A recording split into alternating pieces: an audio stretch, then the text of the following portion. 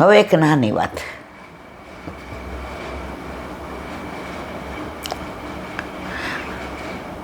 ગુરુકુળમાં બધા શિષ્યો ભણતા હતા.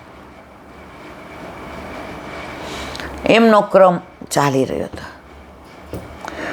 રાજાના કુંવરને રાજર્ષિ ભણાવવા આવતા હતા. હવે કુંવરને ભણાવે એટલી વાર બધું જ યાદ રહે, પણ પાછું પૂછે તો યાદ ના રહે. આગલા દિવસનું કુંવર ભૂલી જાય. એટલે ગુરુદેવ રાજાને કહે કે બધું જ બરાબર છે, આજે જે ભણાવ્યું હોય કડકડાટ બોલે છે, પણ ગઈકાલનું પાછું હવે ભૂતકાળ યાદ રહે નહીં. ગુરુકુળમાં લઈ આવ્યા. રાજાએ વાત કરી છે, કુંવરને આવું છે.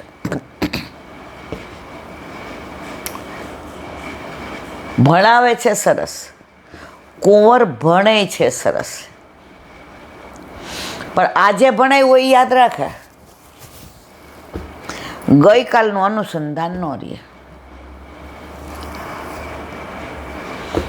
ગુરુદેવે પૂછ્યું, રાજા ક્યાંય ખેલવા જાય છે? તો કે હવે તો યુવાન થયા છે, શિકાર કરવા જાય. બીજા રાજાઓમાં કાંઈ સભાઓ ભરાણી હોય અને મને આમંત્રણ કરે તો ઓન બિહાફ ઓફ માય, મારા બદલે હું એમને મોકલું. તો કે એને કંઈ શોખ છે? હવે કે શોખ તો બધું રાજવાડામાં મળી રહે. તો કે વિવાહ કર્યો છે? તો કે ના, હજી વાર છે. ગુરુદેવ સમજી ગયા, યુવાન છે, એને યાદ નથી રહેતું, એનું પાછળનું કાંઈ કારણ છે. એ થોડા દિવસ અહીં મૂકી જા. રાજા ગયા મૂકીને. હવે બધાની હારે નહીં, એકલા હોય ત્યારે કે ચલો કુંવર, 1 થી 100 બોલો. એટલે કુંવરને બહુ ખરાબ લાગે, અપમાન લાગે કે આજે હું 18-20 વર્ષનો લબર મૂછ્યો યુવાન અને મને એકડે 100. પણ ગુરુદેવ છે એટલે બોલાય નહીં. 1, 2, 3, 4, 5, 6 બોલી જાય. કુંવર હવે પાછી સંખ્યા કરો 100, 99, 98 તો એમાં ભૂલ પડે. 100, 98, 100, 99, 98, 97, 96, 95, 94, 93, 92, 91 પછી એમાં ભૂલ પડે. ગુરુદેવ સમજી ગયા કે આમનું ચિત્ત બીજે ક્યાંક પરોવાયેલું છે. એટલે ગુરુદેવે પૂછ્યું કે કાલે મેં તમને કઈ લાઈનનું આગળ પાછળ બોલાવ્યું હતું? તો માનો કે 71 થી 80 બોલાવ્યું હોય, કે 71, 72, 73, 74, 75, 76, 77, 79, 80.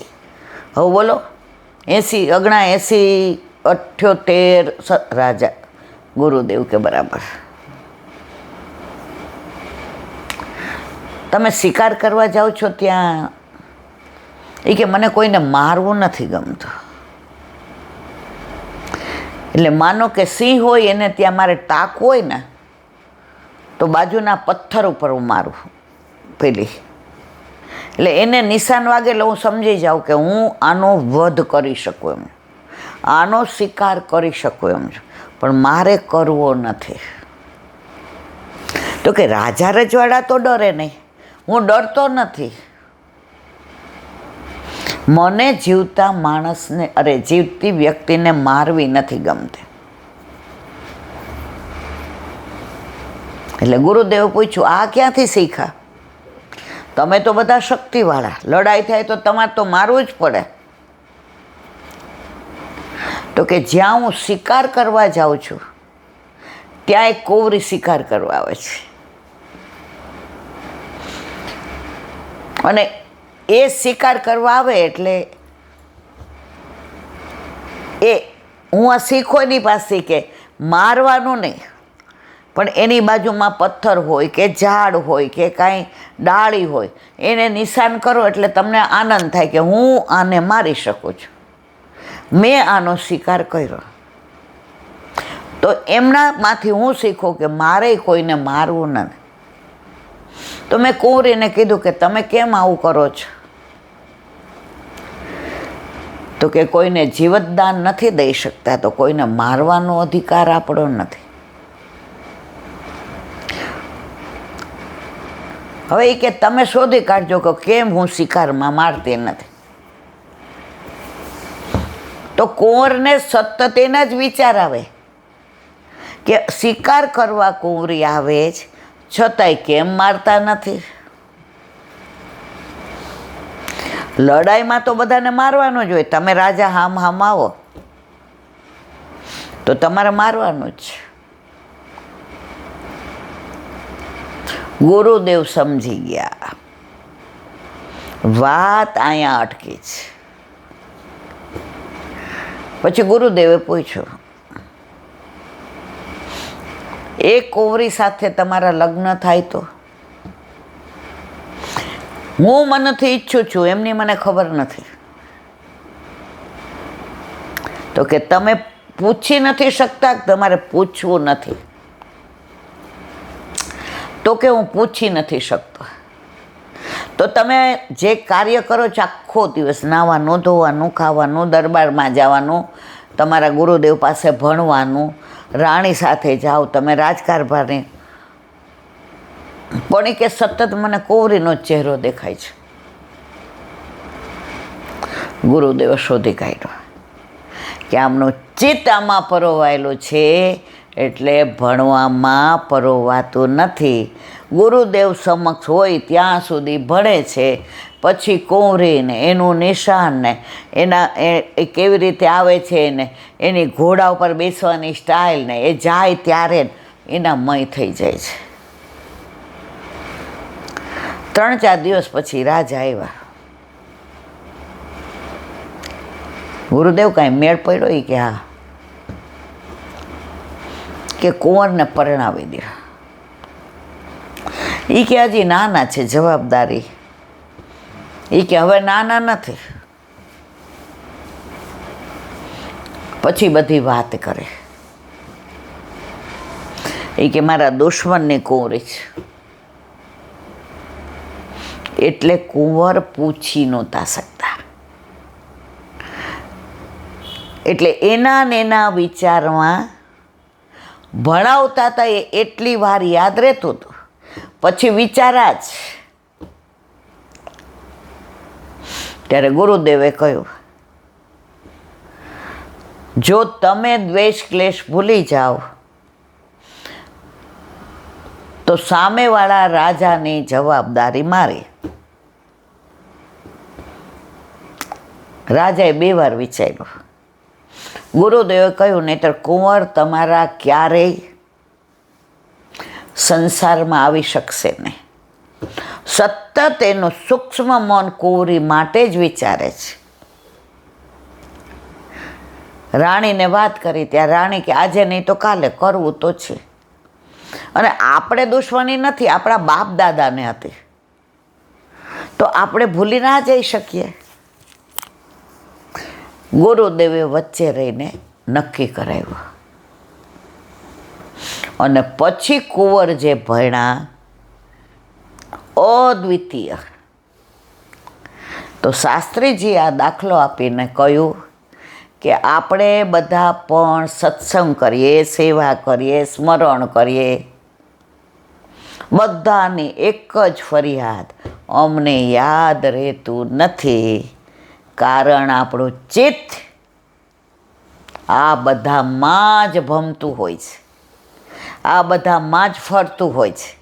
તમે મનને 1 મિનિટ નવરું પાડો તો યાદ રહે ને. કુંવર સતત એ કુંવરીને એનું સ્વરૂપ ને એનો ઘોડો ને એનું આવવું ને એનું જાવું ને એનું બેસવું ને એનું નિશા એનામય જ હતા.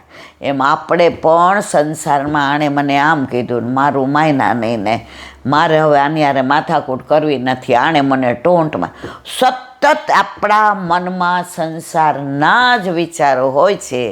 એટલે આપણે સત્સંગ સાંભળીએ, વાંચીએ, પણ આપણને જરા પણ અસર થતી નથી. જો તમારે પ્રભુમય થવું હોય તો શ્યામને યાદ રાખો. આપણે જો સત્સંગ ભૂલી જાય છે, પણ કોકે ગાળ દીધી હોય નહીં ભૂલીએ. 50 જણને કહેશું, જોયું મને ટોન્ટ માર્યો તો.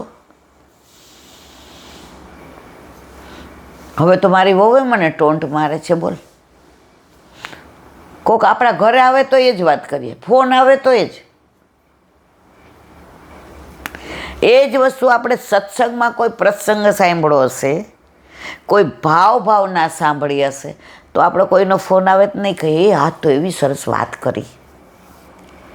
આપણા ઘરે આવશે તો આપણે એમ નહીં કહીએ કે આજે બેસતો મહિનો હતો,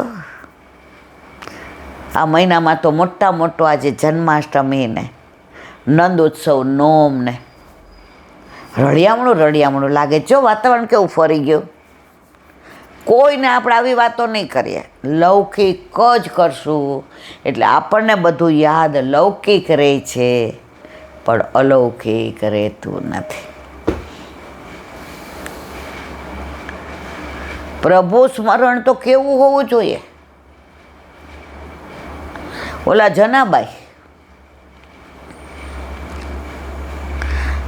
પ્રભુનું સ્મરણ સતત લે. પંઢરપુરમાં વિઠોબા, વિઠ્ઠલ વિઠ્ઠલ વિઠ્ઠલા હરિ ઓમ વિઠ્ઠલા, વિઠ્ઠલ વિઠ્ઠલ વિઠ્ઠલા હરિ ઓમ વિઠ્ઠલા. સતત. હવે પહેલાના જમાનામાં બળતણમાં આ ગેસ નહોતા ને આપણે આવું ઇલેક્ટ્રિક કાંઈ નહોતું. લાકડા ને છાણા. ગામડામાં તો ઓલા ભોથા વીણવાય મોકલે. આપણે તો ગયા નથી, પણ મામી જાય એટલે ઘણી વાર હું કહું હાલો, મને કે હાથમાં વાગશે, મને ભલે વાગે. તો પેલું નીચેનું રહી ગયું હોય ને વાટતા ખેતરમાં, એને કહેવાય ભોથા. એ હુકાઈ જઈને લઈ આવો ને, એવો સરસ તમારો ચૂલો. આપણે ચૂલો હળગાવતા, પણ આ બધું મામા મામીને ત્યાં, માસીને ત્યાં ગામડામાં જોયેલું. એટલે પહેલાં ઓલા છાણા થાપવાના. મહારાષ્ટ્રમાં એને ઉપલા કહે. છાણા થાપીને કાં દિવાલે અને કાં નીચે, પછી હુકાય એટલે બધું ગોઠવવાનું. કારણ ચોમાસામાં પછી થપાય નહીં. હવે જનાબાઈ રોજ છાણા થાપે. એક દિવસ એના છાણા ચોરાઈ ગયા. એને એમ થયું કોક લઈ ગયું હશે, આ હારે કરીએ છીએ ને, તો કે મારાએ લઈ લીધા છે. બીજા દિવસે એવું થયું, ત્રીજા દિવસે ચોરાણું. રાજાને ફરિયાદ કરી, મારા છાણા ચોરાઈ, ગોતી દો. રાજા કે જેના કેવી રીતે શક્ય બને? છાણા તો બધાને હરખા હોય. કંઈ છાણ જુદું જુદું હોય? આ ગાય જુદું છાણ આપે ને આ ગાય જુદું છાણ આપે ને. કોઈ ચોરસ કરે ને કોઈ ત્રિકોણિયા કરે ને કોઈ ગોળ. જેના છાણામાં તો ચોરાઈ જાય તો કેવી રીતે? તો કે તો તમે રાજા શું કામના? મારા છાણા મને ગોતી દ્યો. રાજા કે કેવી રીતે ગોતું? એ કે હું કહું એવી રીતે. એ કે બોલ લે. તમે બધાના છાણા ભેગા કરેલા છે ને, એ બધાય જુઓ. રાજા કે હાલે જોઈએ, મોકલું સિપાહીને. પણ એમાં તારા છે ને, તું લખસ અંદર જના જના જના જના. એ કે ના. એ કે તો કેવી રીતે મળે જના તારા છાણા? એ કે બધા છાણા જોતા હશે ને, અને જે છાણામાંથી વિઠ્ઠલ નામ આવતું હશે ને, એ મારા છાણા. રાજા કે જેના તું શું કેસ? જો તમે રાજા છો, કેવી રીતે શોધવા એ તમે તૈયાર નથી. હું કહું છું એમ તમારે શોધવાના, તો તમારે ન્યાય નથી આપવો? જના તને મારે બરાબર ન્યાય, તો કે તમે મોકલો. રાજા કે હવે સેનાપતિ નથી મોકલવો. આ જનાની ભક્તિ એવી છે ને કે મને એવું લાગે છે હાચે જ છાણામાંથી વિઠ્ઠલ વિઠ્ઠલ નામ આવશે. તો એ છાણાને હું સ્પર્શ કરું તો મારો તો બેડો પાર થઈ જાય. સેનાપતિ સૈનિકો બધાય ના પાડી, તમારે આવું કામ કરાય રાજા, તમારે અવાય, તમારે ઘરે ઘરે જવાય, તમારે છાણા ન અડાય. રાજા કે હું જ કરીશ. રાજા કે જનાનું આટલું બધું નામ સ્મરણ કે શ્વાસે શ્વાસે ને પલે પલે જમે વિઠ્ઠલ વિઠ્ઠલ વિઠ્ઠલા હરિ ઓમ. તો જનાને વિશ્વાસ છે કે છાણામાં વિઠ્ઠલ વિઠ્ઠલ નામ આવશે.